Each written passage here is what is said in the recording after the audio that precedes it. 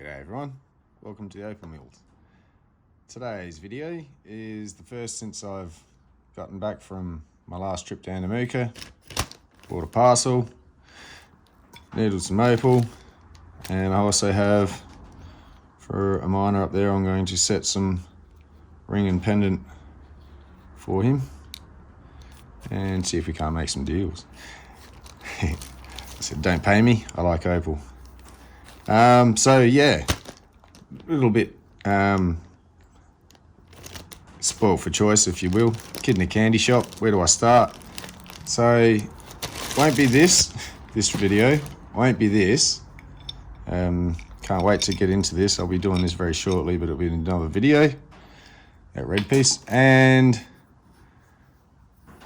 this is in another video I'm sort of doing at the moment. Here's the ring for it. Settings over on the bench. Yeah, it's not quite complete yet. I'll get to that. So that won't be today. So I thought I'll start with something that can answer a few questions whilst getting something done. So from the last treatment, this piece came out. It was quite white, which we'll find out in a minute, maybe, before it started. So came up quite nice and dark. Still grind marks in it, hasn't been cut. It's only pretty much there to there. So somewhere in there will be a stone. You'll have to lose this tip a bit because it points. It's gonna have to come in, probably there, somewhere around there. Little oval, probably go for, just to maximize it. And I'll explain a few decisions on why I'm gonna do what I do with a matrix as opposed to other opal. And hopefully make it make sense of some of the questions whilst doing this. One of them being, how deep does the treatment go? So this will be cut and need another treatment. I can pretty much tell you that much because some of this darkness will be lost as we go down. I'm going to go to the saw in a bit and we're going to take off this piece because there's absolutely no colour in it anywhere. If we find some, maybe we'll do something with it. But the main stone we're going to focus on is over here.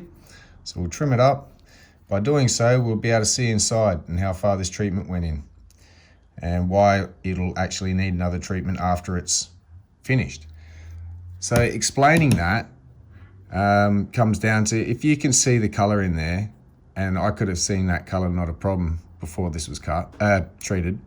I could have cut it and then just treated it and been done with it, like cut and polished it, seeing what I can see, and then just treated it and accepting it is what it is. The color would have been there, it would have been a nice shape, one treatment. I just wouldn't have seen this beforehand, which doesn't really help since, as I said, I could see the color already. So treating it was more of a, let's see how well it treats before I even bother cutting it. So I like the way it treats, definitely cutting it. But if it stayed pale, there was just like, I don't know what to do with it. But this turned out quite nice. So I'm going to cut an oval to explain why I'm going to probably sacrifice a fair bit of what's there in amongst that color to get that oval because of things like a couple of issues there I'll have to get rid of. Whether that makes the stone shrink right down, who knows. But when we're looking at matrix, it does not get the reputation of other opal, therefore the price. It has its, low grade, high grade, don't get me wrong. There is some really fantastic matrix that does get a nice price, trust me. I just, when it comes rough like this, untreated, it's a rock. Yes, it's got potential, which is what I've paid for, just the potential, but I could not, from the miner, be charged what could be envisioned as a final product, because then I'd have to do all that work just to get my money back because it would have been priced upon final value. And then if I didn't make it, I'd cut a loss, and there's no money in it. Who does that? So the price I get this from the miner is going to be the cheapest this ever gets, unless I'd found it myself. If I hadn't bought this from the miner and I'd have bought it from someone who bought from the miner and was selling parcels, I'd have paid a little bit more than what I paid for this because that person's making money by dealing opal. Now, I've saved myself a few bucks by getting it there myself. So I can't tell you the price of this one. It came in a parcel. That this isn't the worst, this is definitely not the best, but it's definitely not the worst. The price that would be assigned to this piece in that parcel, I couldn't tell you. Average price, we should just take it before this was treated as $1 a gram. That's a fair price usually. Between $1 to $5 a gram. Now, look at the size of this and the waste that's going to come off it. You can't charge for dead weight and nothingness, especially with matrix. So, you know, $1 a gram, by the time I trim it down, we'll find out what it weighs. And, well, I'll weigh this first. We'll find out what it weighs. At $1 a gram, let's say, was the price of this. If I then cut that down, we'll find out its price for that weight per the total price and divide it up. So it's a bit hard to put a price on the rough, but it wasn't super expensive. So the price on something like this, hopefully, from what I can tell, may get around the $15 to $20 a carat mark. At a reasonable price, as just a stone. It's not set, so it's not the price of the stone jumps up dramatically because it's set, but there has to be an increase left, as in, like, the stone may be worth something, but that could be like a replacement cost. It could just be unset price. It may be worth, say this was a $100 stone. Unless a setter can set it and add value from the setting without increasing the price of the stone, being only a $100 stone, well, he'd have to overcharge for the stone, but he can't. But he wants to make money off the stone, so the stone would probably be sold for between 50 and 80 bucks, maybe, on a nice day. And then that way, when the guy sets it, he makes that 50 to 20 bucks off the top of the stone, 20 to 50, and adding value with his own work with the pendant. So the pricing depends on what you're buying. We're not talking investment grade here. There's a big difference. So investment grade, that's the price all day, every day. It'll either be sold for that or it shouldn't be sold at all, because it will be sold at a loss. It's been assigned an evaluator's value, and that's investment grade, not just replacement cost, but what you pay for it. This is not that. Investment grade, even though you feel like, oh yeah, I could invest in something like that, maybe the price will go up a bit. Something on like this, the price doesn't jump up super quick over the years compared to the investment grade gem quality opal. Sometimes it's a bit loose put when we say gem quality this, gem quality that. It is gem quality and they are little gems, but there's a difference between an all day stone as opposed to a wow, fantastic investment grade. And that could be down to the pattern and color. There's just something unique about that specific stone that attracted that price. And so therefore, over and above other stones that have the same color and a different pattern or something, that one reached a higher value, probably because it's rarity. And, you know, that's just investment grade stuff. But we're talking this, so we've got to leave meat in the bone. And when we price it, like I say, if I was priced this at $1 a carat, if it was sold to me, that's a fair price, because I'm pretty sure I can add value to that and I can see the value I can add. It's always a gamble. Nothing's guaranteed it's going to work. So that's the fun of it for me. So we'll cut this down, or weigh it and we'll cut it down and we'll figure it out. And then we'll also get to see what's on the inside and how far this treatment went in.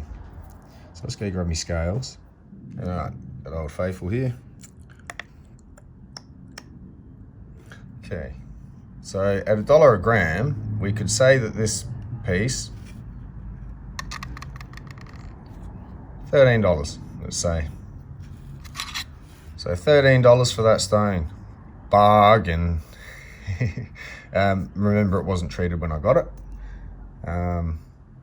So we're gonna go head over to the saw, slice this up a little bit. We'll put some lines on the mark where I can see the color come to. And see what we lose, and then what the price per carat then is based on a $13 investment. Okay, so I've got a couple of pencil lines there, one there, one there. We'll cut it that way. Let's see what we can get out of it. But we'll see what happens on the inside. So I'll probably mute this bit. I won't put music, it'll just be quiet for a minute, just while I quickly saw, just so I don't blast your ears.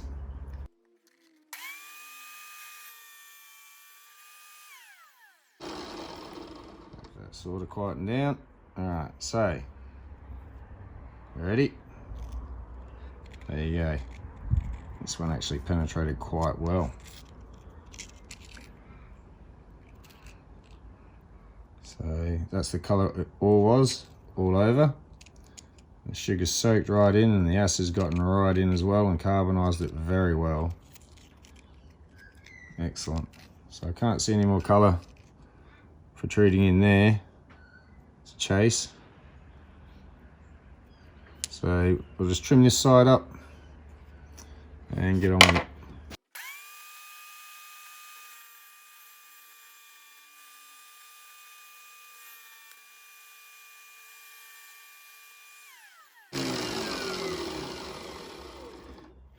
So basically this one may actually, not that it'll cut too well because it's a bit thin there. Once I go down too far it'll go back to white, so it'll need treatment. But we'll see how far it's treated this side, and yeah, you'll probably get to see partly still treated once finished, but then yeah, there'll be faded spots. So I'm going to head over to the wheel, start shaping this up. Alright, first things first, what we've had was this rock at that size, and we weighted it just under 13 grams. I said let's call it 13 and say $1 a gram, $13 stone. So this here is basically useless, worthless therefore. There's just no value in it at all from my perspective, none. Backing? No, I wouldn't even use it for backing. So that's really not worth anything. Then all that money is still here. It has to be the value, the $13. So we'll weigh this and then we're gonna keep it at $13, even though adding value by trimming it, adding value by treating it to see what it's gonna be like. We'll ignore all that and just go, what's this piece worth now per carat, since it's still a $13 stone. So on the scale, 7.03, so we'll call that 7. 7 into $13 is 1.8 something, I think. Can't think off the top of my head, 1.9 something probably. So anyway, about $1 something a carat has increased about 80 to 90 cents a carat so far, just by cutting off the dead weight really. But the price of the stone has not changed, it's still $13 stone. So when I say I'm gonna, freeform hand cut, I meant shape. I'll still be putting it on a dop stick eventually to do the final cut. But I'm just gonna do it all by hand till I get it to the dop stick shaped, and get the back nice and flat in the direction I want the stone to sit. So yeah, heading over to the wheel. All right, I just want to quickly mention something I've quickly thought of. I meant to mention before. The reason about the oval. Now, for a piece this big, 7 grams, 35 carats. What's going to be left afterwards will be lucky to be 5 to 10 carats.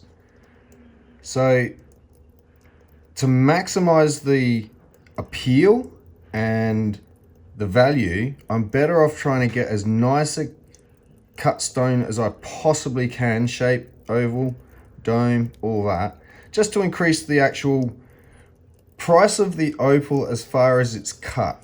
So there's a lot of ways you can increase the price of an opal. It is what it is, carat price, by the look of that color, which by an evaluator has to calculate, but the whole stone is not color. So it's only priced on that bit there. And the rest is dead weight, so to speak. Unless it's all the way through and it's double-sided, then it's, taken into consideration.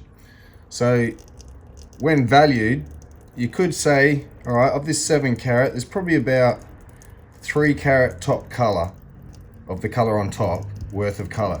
So at 3 carats, $13, you're looking at really, it's about $4.30 a carat for the color. To increase that price beyond the color carat price, you want the cut carat price to add to it. So as a free form won't get as much as an oval calibrated, and that adds different prices to that color price. How high the dome ends up would have played a factor if I could have got a higher dome as opposed to the low to medium I tend to try and get. All these different things add up to a carat price. When these evaluators are evaluating it, there's a lot more goes into it than there's the color, as opposed to if this was a red stone. All these little factors. So because it's blue and it's matrix, I'm trying to try and maximize the money on this one, just for the example of all this. So some people are going, just cut it freeform, it's fine, just tidy it up. Yeah, I'd like to, but this is an example. So just go with it. So anyway, I'll start cutting it. I'll probably keep saying fast lap. I mean time lapse this for you, and play some of that cool music. Right, so before I start, I might just point out a few things that I've already pointed out as well. This little chip goes in there. There's a bit of a ding in there and there. It's like the surface still hasn't been brought right down. So the main part of the stone's in and around here. I'm going to free-form hand cut, as I usually do. And I can see the colour goes down quite a bit. So I'm going to assume from there to there, through there is colour, but I'm going to assume there's no colour down there. So I don't want to hit too far down. I'll bring this up from the bottom if I need to. So the dome I'm going to try and get will be probably a low to medium, probably a low. And I'm going to deal with the surface superficial issues, see what I'm left with, and get a shape. I'm going to get a nice shape best I can. So that there shape of it with that peak there doesn't really help with what's going to be lost because of it. So it'll have to get rolled over. The stone sits flat sort of that way, but it will probably be more of a that way, not that way, that way, by the time the stone gets cut. Other than that, yeah, I'm just going to freeform the shape after I tidy that top up, see what I'm left with, and then go for the cut. And then see what carats are left. And probably need to retreat it too. So we'll get that far today. Ready to stick it in the pot for sugar. So I'll just get the water going and come back.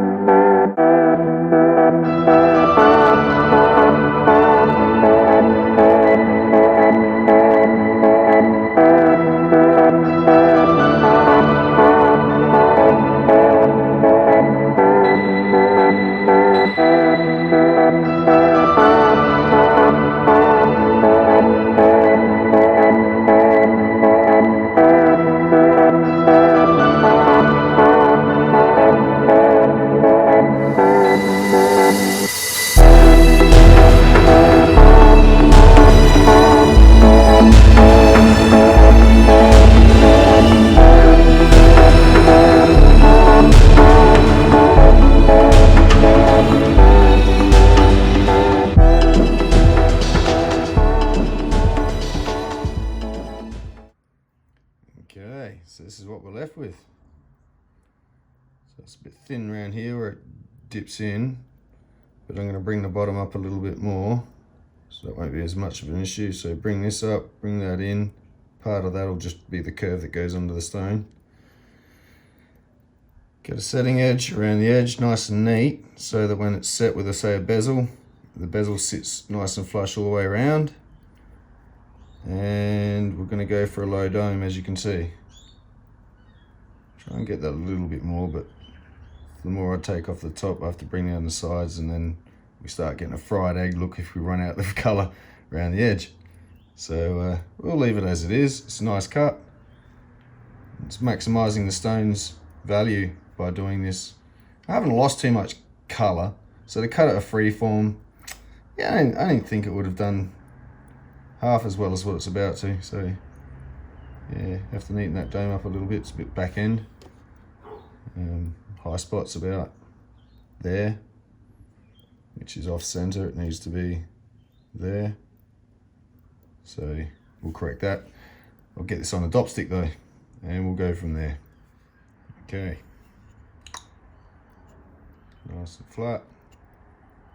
Level is in.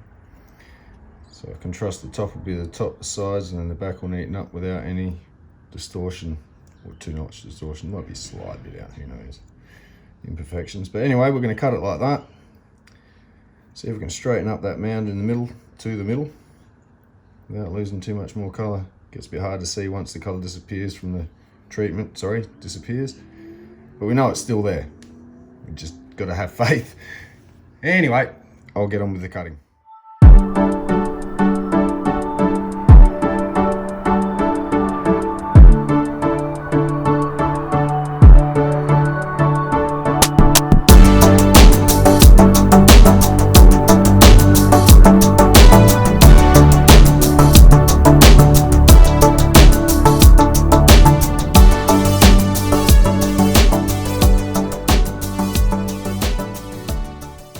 Okay, so there's our stone,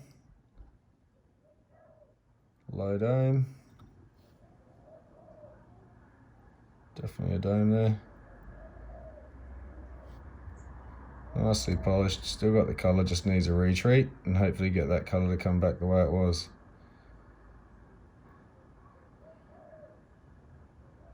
Hopefully some colour pops up down the end here too, otherwise that's looks like it stops there.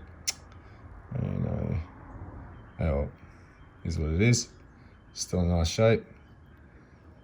Hopefully the other colour will compensate for that. So I'm going to just go tidy the back up here.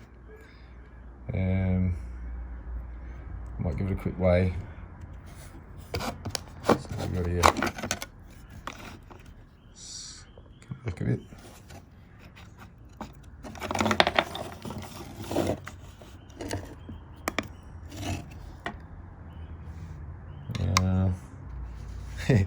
Lost another 3 gram, sorry.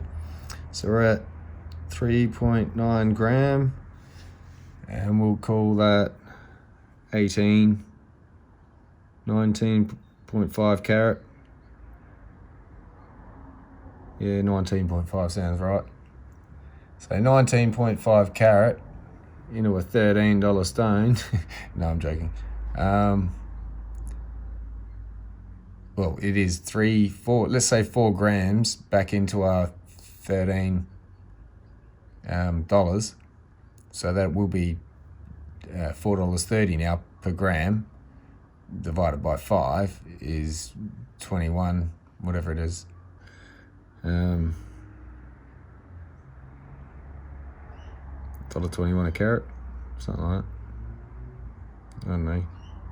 Hang on, let me do my math.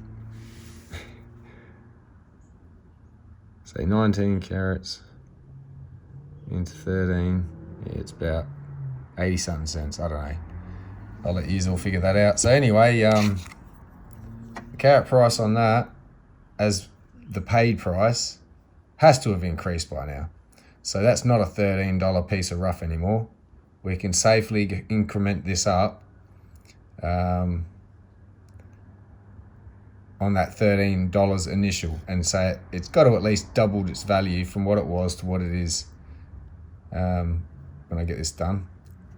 And say could call that a $26 stone, which for 19 carats is, yeah, $1 something a carat.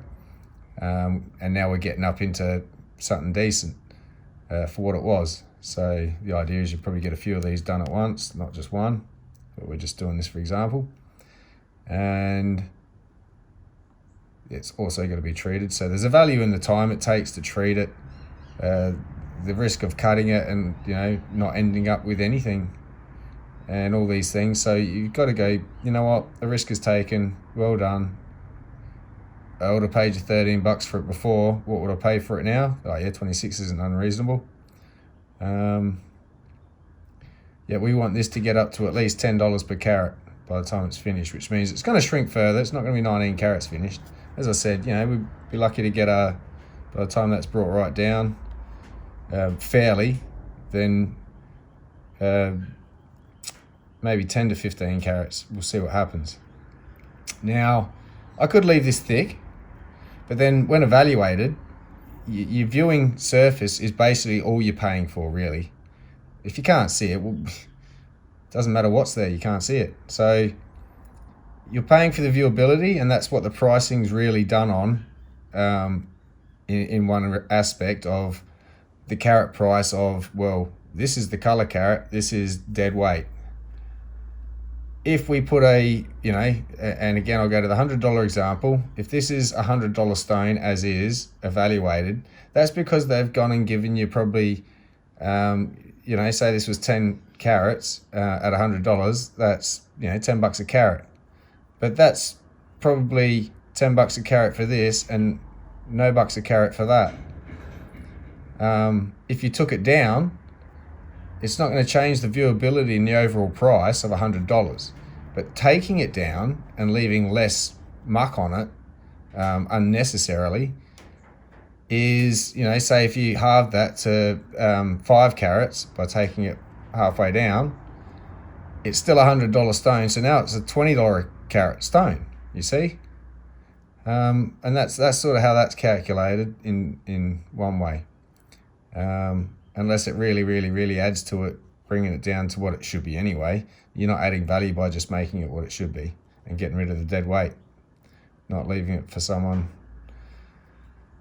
that pays for it to go, oh, why have I paid for that bit?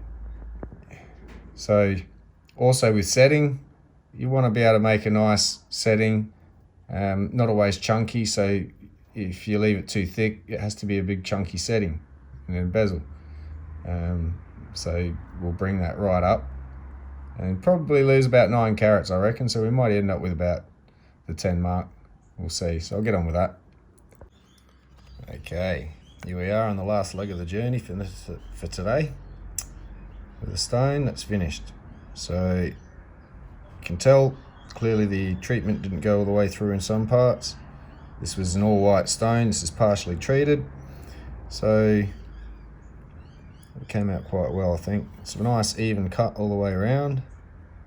It's got a great little dome, even. Centered up pretty well.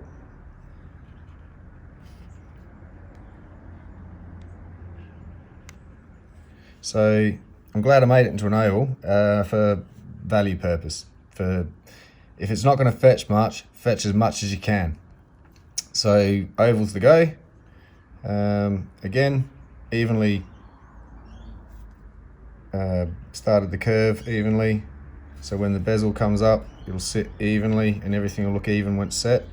That's what the setter will really like when you're cutting stones. Really pay attention to that the start of the curve line. Make sure it's so even if you can, because it will just be like, sometimes a jeweler will actually look at a stone and say, oh, I'll take it, cheaper price, and beat you up on the price, and you won't know why. But it's probably because they've got to go themselves and trim it up. It's just, yeah, work they've now got to do to get that to its value that you thought it was at. Not realising maybe that the setter has to have certain requirements when setting a stone. A lot of that with the calibrated is so they can just click it in. You don't have to be a jeweler, you just get some pre-made settings, buy some calibrated stones for those settings, click them in, off you go. Someone else has done all the work, you just put them together. Sometimes it's a setting that's been custom made, which is more impressive, I think, whether it be a calibrated stone or not. When it's not a calibrated stone, you can, if it sits right in the setting and it's not a calibrated stone and it's a freeform or something, you know someone's put the effort into making that, because they didn't just buy it at that. Unless they had a bunch cut to that irregular shape, calling it freeform, when it was intended, and they did a bunch of cast settings in that shape. So that's a bit not so handmade anyway. So I like handmade and custom.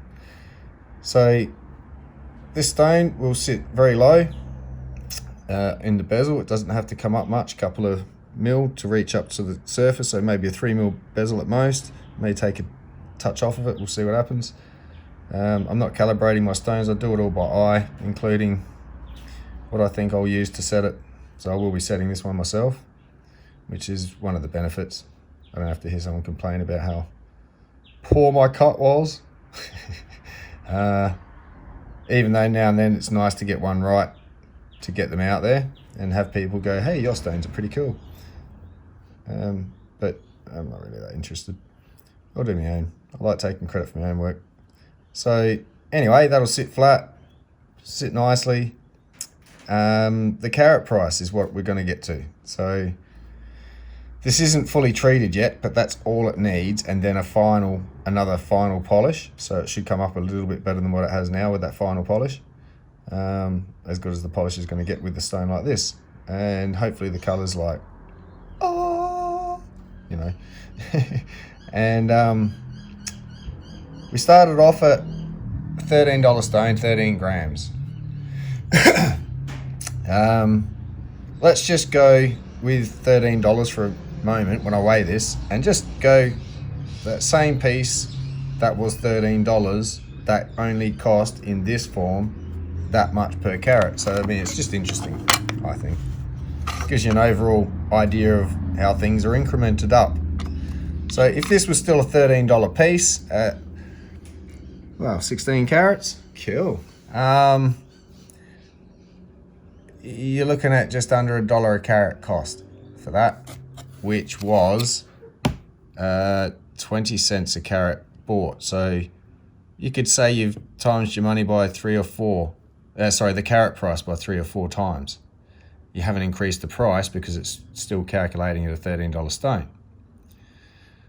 So if I was to stick with the $10 a carat plan, and let's say this was treated, once treated, that would be an equation of $160, clearly. And for a $13 investment, that's over 10 times the value of what I paid for it. So that would be a really fair price as is. But to increase the value, I'm going to set it. And because the stone, let's just say the nice price on this at around about $20 to $25 a carat maybe, once treated. We'll see how good it looks first, but let's just say for $20 to $25 a carat, this could get to, say 20. We'll go for a $320 stone, and say I make a $100 pendant out of the silver and my time, and setting it. So that's 100 plus the 260. What did I say? Yeah, $260. No, $320. So that's $420 price tag. At $20 a carat for the stone, $100 for the pendant as one piece. So that could potentially have, with a bit of effort and an extra, kind of looks like a bird. I don't know if anyone else has seen this. I'm looking through my goggles. It looks like a kind of a dove's head. Right there. Just that little spot. Small head, big wingspan, and its tail. Oh no, something there. Sorry, I'm distracted. $420 potentially I could get for this once set, and finds the right person who likes that stone willing to pay that price. But if I go for $10 a carat, because I'm doing pretty well out of this since I bought it for 20 cents a carat, and if I look at it and go, I'm going to put a setting together, it's a maybe, let's say a 10 gram, it's pretty heavy setting. It's only a 10 gram setting. For the price of silver, you're looking at, you've got to buy it either sheet or wire, and so it's a little bit more than actual silver price. So say average of $1.60 a gram, $1.40 a gram, 10 grams, it's $14 worth, say $15 worth of silver. And well, this piece, so less all my time and effort. This piece was a $13 piece. So $13 plus 15 is $28. That's the cost price of material. So to add my price on that, I'd have to do these efficiently and probably only try to charge around the $200 mark, to be honest. So that'd be like the $10 a carat price plus $50 for a setting, you know, not charging super amounts. And that way it's for people to get a bargain. I'm not high-end retail, even though I am the end retail of my own products. You know, I'd like to say, hey, yeah, pay me top dollar, $420 one set, that'd be great. But yeah, I'd like to get this out there a bit quicker. And I think a cheaper price. So I don't mean to cheapen my own work. And I could be totally wrong on the carat price once this is treated and we actually have a good look at it. It could be high, it could be low. I think it would need a lot more colour to get up to the $30, $40 a carat price. Different colours, not just blue. But we'll see. So I think around the $10 to $15 a carat I stated to start with, and we'll go with the 10, so $160 stone. Not bad effort, really. I'm trying to explain this so people get an idea of why a stone, even though could be worth $320. So you see this piece in a setting and you instantly ignore everything else like the setting.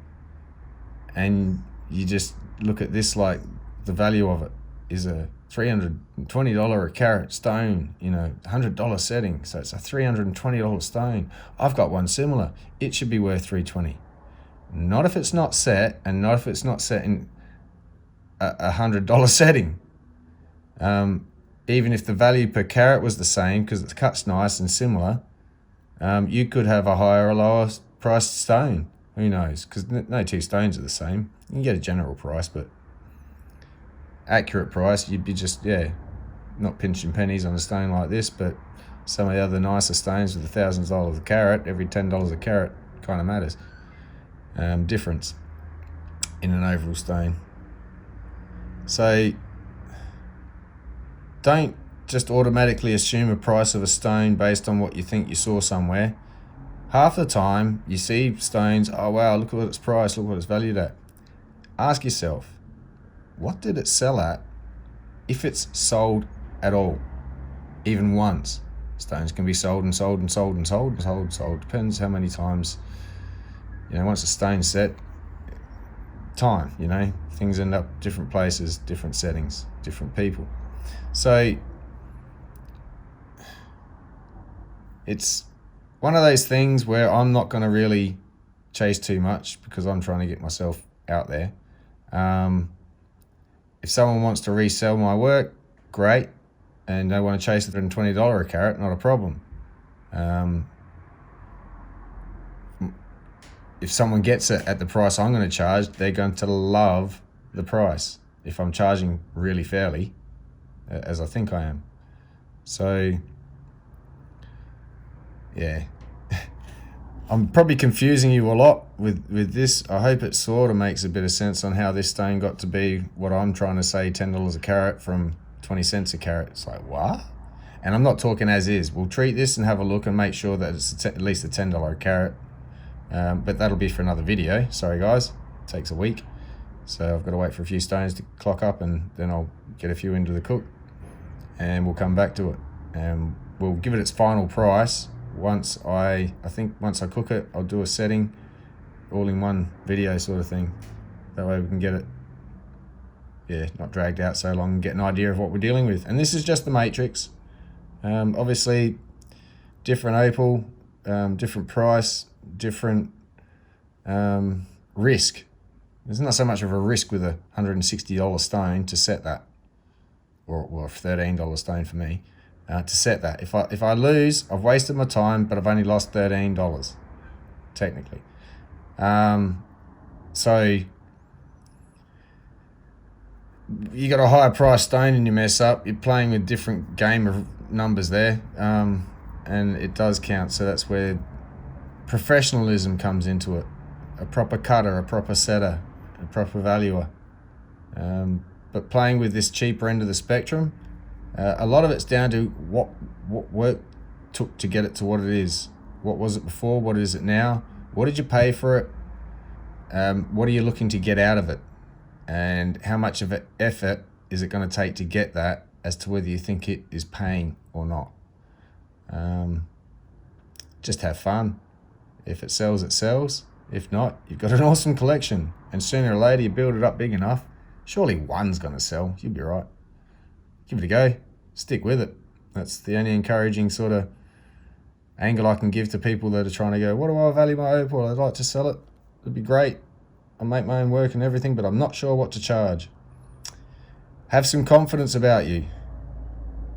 If you like your work, someone else will probably like it too, and they may actually part with a reasonable price for it. Don't overwork a product to the point that its value for the hours you spent on it and what you want per hour is just unrealistic. So just be careful, but have fun, and you almost can't go wrong. Sometimes this just pays for itself and you just keep going, which is what I'm sort of doing now at the moment, building the business, doing all this YouTube and trying to afford all this. It's a numbers game, and you just try and keep ahead of the break-even point, and that way you stay at least break-even, and at least say, well, I had a lot of fun that I didn't have to pay for because it all paid for itself, at worst. If you're taking it more serious, well, you should know better than want to sit here and listen and get business advice from me. You should know what you're doing. So for everyone else, I hope that helps. I'll end this video here, and I'll listen back and see if it makes sense and make any corrections I might need to. Anyway, hope you enjoyed. Cheers.